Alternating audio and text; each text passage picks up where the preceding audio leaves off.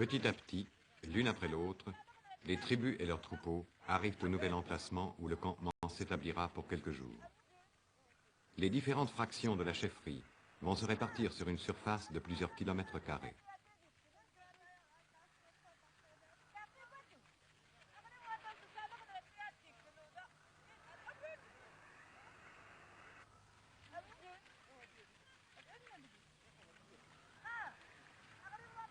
La proche famille du chef s'est regroupée à l'ombre d'un arbre.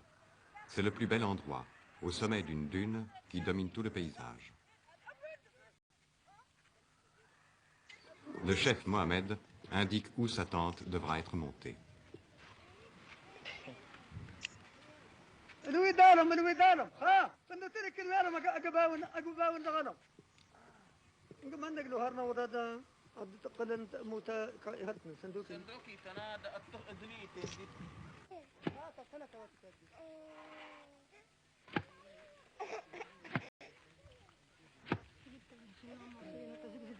Les mêmes servantes qui ont démonté la tente le matin vont la remonter l'après-midi à l'endroit désigné par le chef Mohamed. Elles plantent d'abord les piquets centraux.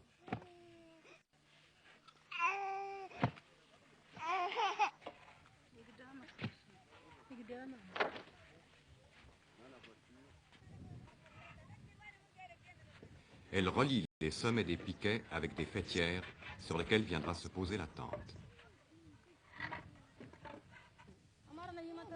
Les lits, formés d'un assemblage de barreaux de bois recouverts de nattes, sont installés au milieu de la tente, entre les piquets.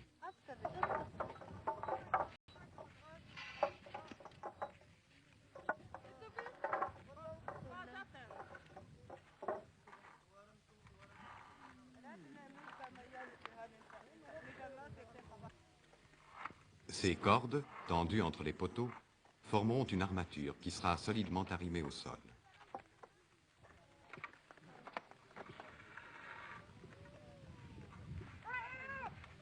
Le mobilier des nomades, les nattes et les sacs à effet sont ensuite accrochés au piquet.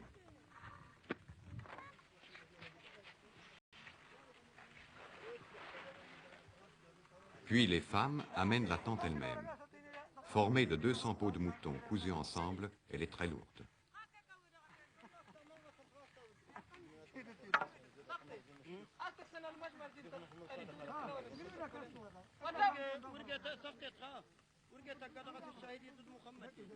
Cette tente imposante compte parmi les plus vastes qu'on puisse trouver chez les Touaregs.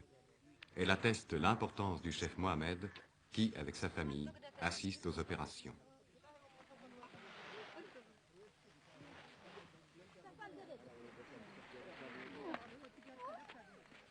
La tente est d'abord posée sur les piquets centraux.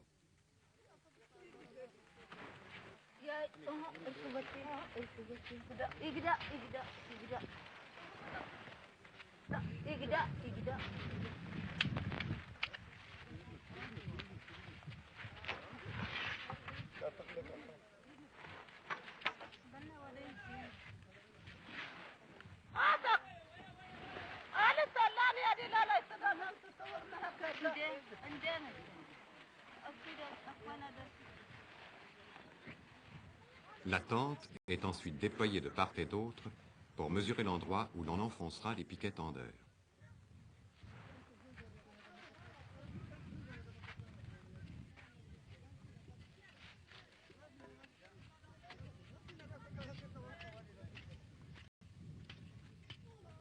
Il faut creuser très profond dans le sable afin que les piquets tendeurs résistent à la traction que la tente, avec son poids énorme, exercera sur eux.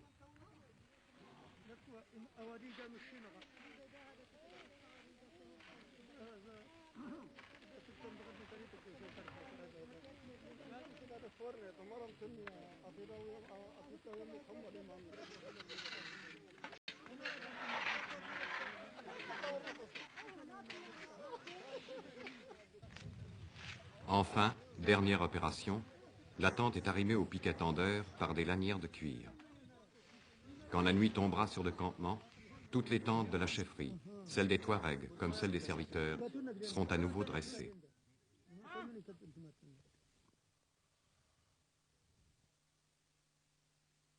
Dès le lendemain matin, la vie reprend son cours normal.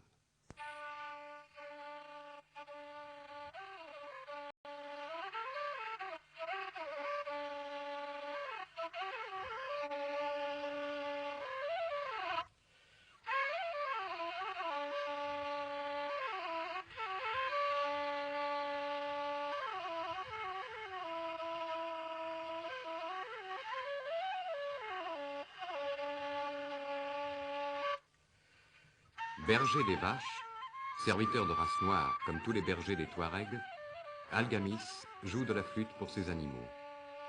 Sur son instrument à 4 trous, fait non pas d'une racine, mais d'un simple tuyau de cuivre qu'il a dû trouver sur un chantier, il joue une mélodie qui appelle ses bêtes à se rendre au pâturage.